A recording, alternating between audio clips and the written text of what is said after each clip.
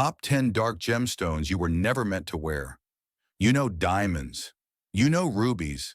But there's a world of stones that never sparkle because they were never meant to. Forged in fire, grief, and shadow. These aren't gemstones. They're warnings, memories, boundaries, carried by queens, worn by warriors, feared, revered, forgotten. What if the darkest stones tell the most human stories? Stay with this story, because some stones don't shine until you turn out the lights. Number 1. Black Tourmaline, Earth's silent guardian. Some stones sparkle to be seen. Others, like this one, exist to shield. Hidden in the heat-struck veins of the Mojave, deep beneath scorched granite, lies a mineral that doesn't beg for attention. It absorbs it. This is black tourmaline, the stone of boundaries. In Native American folklore, black tourmaline wasn't jewelry, it was defense. Shamanic traditions placed it at thresholds, believing it pulled in curses, swallowed nightmares, and blocked what the human mind couldn't name. Not by glowing, by anchoring. Modern mineralogists will tell a different story. It's a boron silicate mineral formed in high-temperature pegmatites. But even science concedes, this stone is unique. Vertical striations run its body like armor plating. It doesn't just sit, it stands. The largest deposits lie in Minas Gerais, Brazil. Men in stained coveralls dig through granite, sweating under equatorial heat, guided by intuition and fault lines. When a jet-black rod is pulled from the earth, they don't cheer.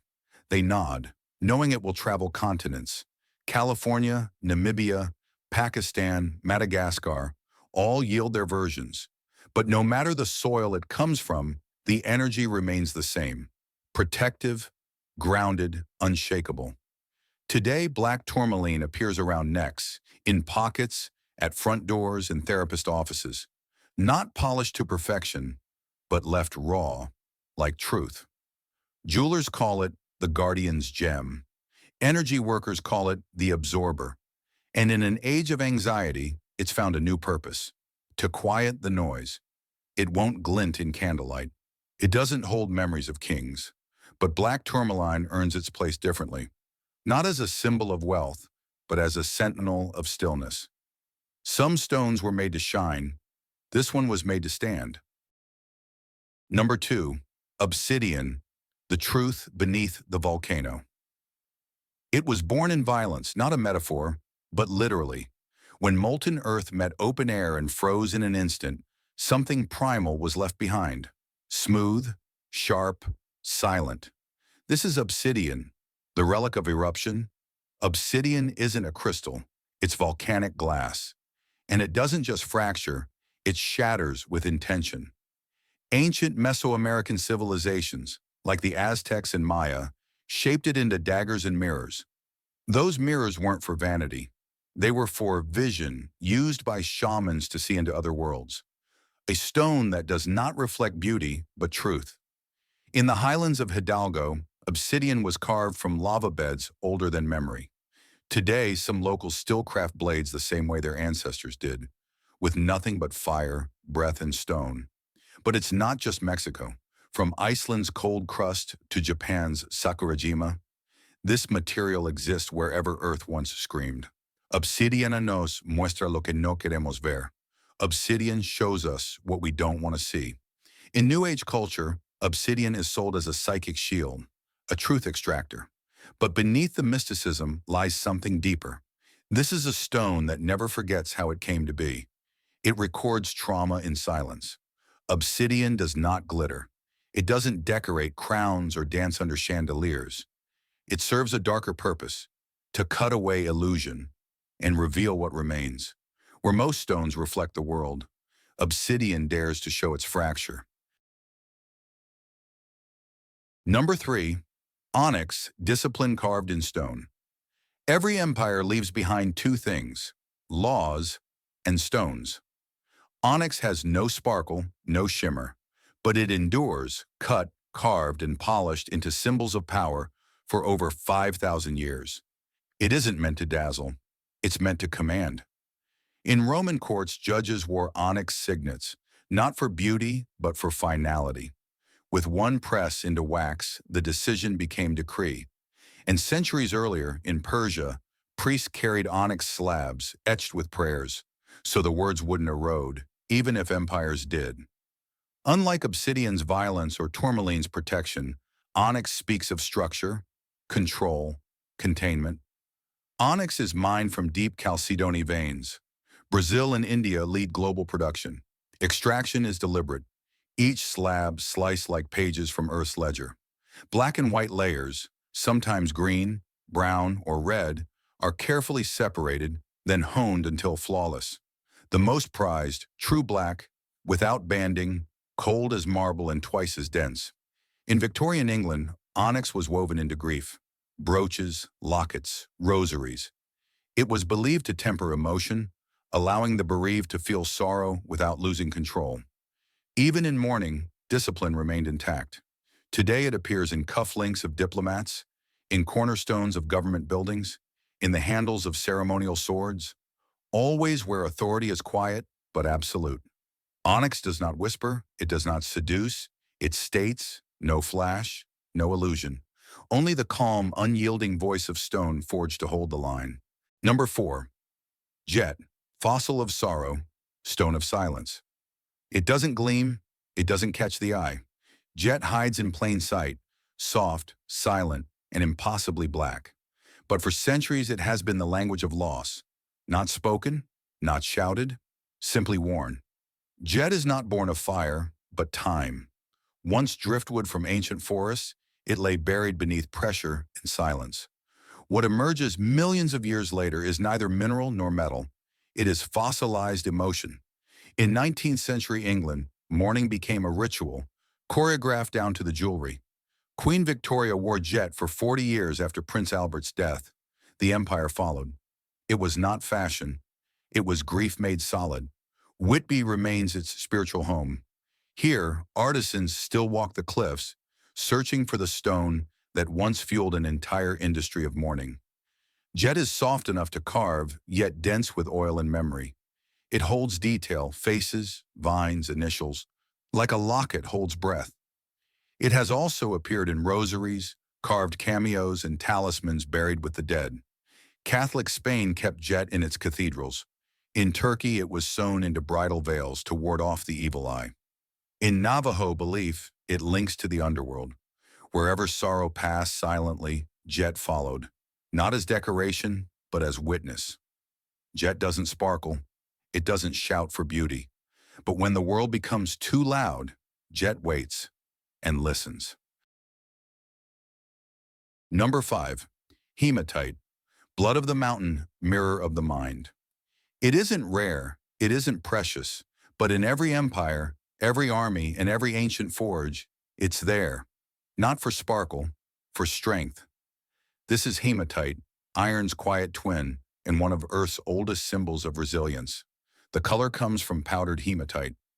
40,000 years ago, early humans ground it into paste and painted their fears onto stone. Not for art, for permanence. It wasn't just pigment. It was blood from the bones of the earth. The Greeks called it haima, meaning blood. Roman soldiers believed it could stop real bleeding. Medieval doctors placed it in pouches near the heart. And today, it still sits on wrists and throats, not as fashion, but as armor. Hematite isn't just symbolic. It's the world's primary source of iron. What builds cities, machines, bridges, and bullets often begins here, in dense, silvery black slabs pulled from open veins in Brazil, South Africa, or Michigan. But within that same ore body are stones polished into silence. When cut and polished, hematite mirrors the world, literally. It doesn't shine, it reflects. No color, no distortion. Just you and whatever you bring to the stone. That's why mystics use it for grounding, why therapists place it in trauma work, why soldiers once wore it beneath their armor, and why it continues to show up in rings shaped like shields. There are stones for beauty, there are stones for mystery. Hematite is neither. It does not seduce, it endures. 6. Nuummite, Earth's first memory. There are stones that shimmer, there are stones that speak, and then there are those that simply remember. older than continents, older than coral. This is Nuummite, the flame forged when Earth was still cooling. Formed over 3 billion years ago, Nuummite holds the record not for color, but for time. It was born when the Earth's crust was young and unstable, when oceans had barely formed, and life existed only as single cells in the sea. Greenland is the only place it's ever been found. There, buried under permafrost and ancient gneiss, Nuummite waits in silence, guarded by weather, wolves, and the unforgiving Arctic. Mining it is not a matter of machinery, it's survival. Workers battle snow, isolation, and narrow seasons. What they extract is not plentiful, but precise. At first glance, it looks like nothing. A dark shard, matte and inert. But angle it toward the light, and it comes alive. Golden glints, electric blue veins, like a storm frozen in obsidian.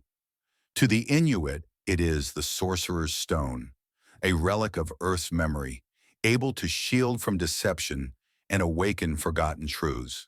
Spiritualists believe it sharpens intuition. Shamans see it as a key to the inner self, hidden, guarded, real. Nuummite is not jewelry for the crowd. It's worn in silence, inwards, carved into amulets, carried in pouches, set in silver or left raw entirely. It is not about decoration. It is about direction within. Some stones shine for others.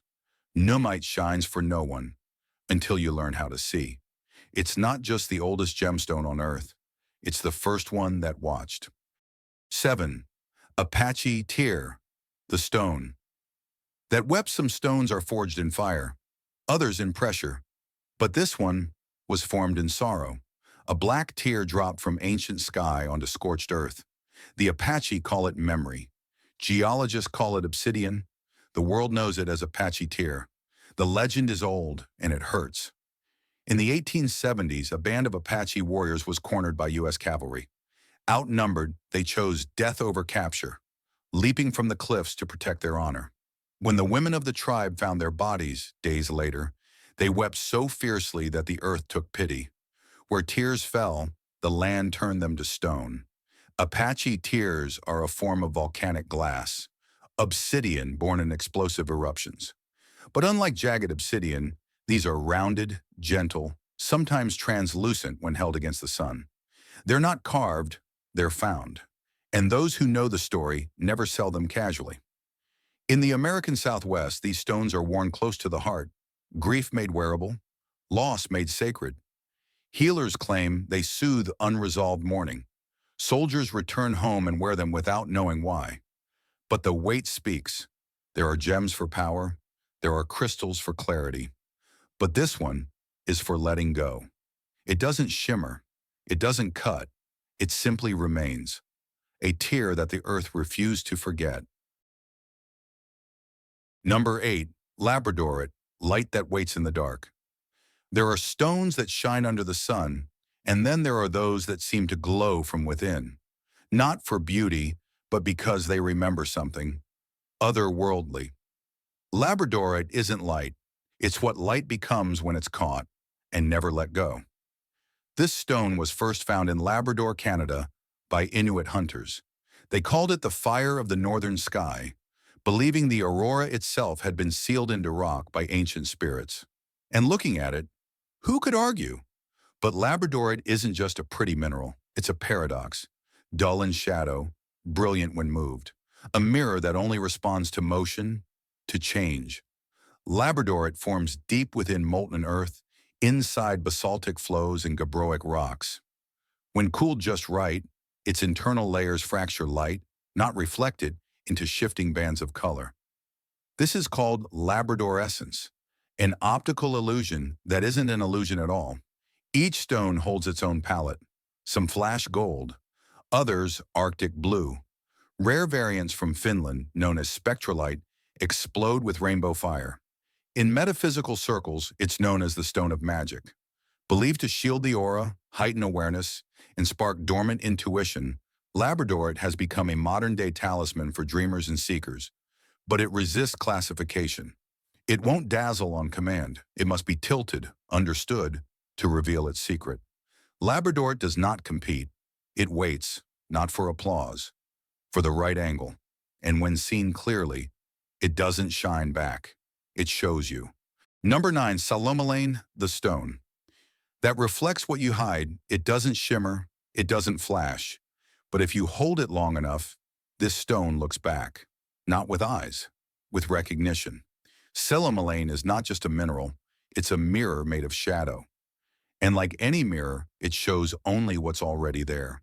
Composed primarily of manganese oxide, Psilomelane is often mistaken for obsidian at first glance. But its surface doesn't cut, it absorbs. Collectors call it the stone of reflection. Spiritual practitioners call it something else, the listener. This stone doesn't project power. It waits for you to confess. Found in arid pockets of the American Southwest and parts of Europe, Psilomelane forms not in eruption, but in erosion. As water seeps through manganese-rich layers, the mineral pools, cools, and hardens into sculpted spheres. It forms slowly, like insight, like truth no longer denied. Though rare in commercial jewelry, Psilomelane has carved a place in deep healing circles, carried during meditation, placed under pillows during shadow work. It's not a charm for confidence. It's an invitation to see what you've been avoiding. Most stones offer strength. Some offer guidance. Psilomelane offers only a question. Are you ready to know what you've hidden from yourself? Number 10. Smoky Quartz. Stillness carved from shadow. Most stones sparkle for attention. This one waits for stillness. It's not made of fire. It's made of letting go. Smoky quartz isn't named for its origin, but for how it looks when it's done forming. Like a thought just vanished. Like grief that has softened. Unlike its clearer siblings, this quartz is colored by radiation, natural exposure deep within Earth's crust. Atomic shifts twist the crystal structure, tinting the light that passes through. What's born isn't broken, just altered.